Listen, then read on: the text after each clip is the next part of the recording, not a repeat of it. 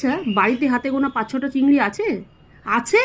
তাহলে ঝট করে এক মুঠ মসুর ডাল জলে ভিজিয়ে দিন, আর বেশি না, দুটো কুমড়ো পাতা বাজারের মাসির কাছ থেকে বা কারো বাড়ির বাগান থেকে জোগাড় করুন। বাস, তাহলেই হয়ে যাবে চিংড়ি আর মসুর ডাল বাটা দিয়ে সস্তার এই পাতুরি।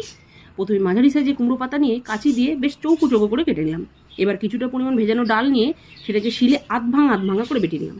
একে একে চিংড়ি, সামান্য আদা, কয়েক কোয়া রসুন, আন্দাজ মতো কাঁচা লঙ্কা নিয়ে সেটাকেও আধ ভাঙা করে বেটে নিলাম।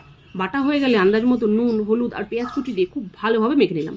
ব্যাস, এবার একটা করে কুমড়ো পাতা নিয়ে পাতার এক পাশে সেই বাটা মিশ্রণকে ভালোভাবে লাগিয়ে দুপাশ মুড়ে মাঝখানে আবারও একটু সেই মিশ্রণ দিয়ে বাকি দুদিক মুড়ে ওপরে একটু বাটা মিশ্রণ দিয়ে মুখটাকে আটকে দিয়ে সব কটাকে রেডি করে নিলাম।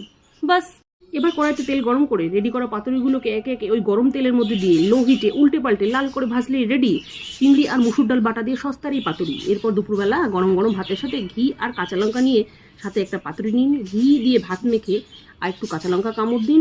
ও সেই স্বাদ! মুহূর্তের মধ্যে এক থালা ভাত নিমেষেই শেষ।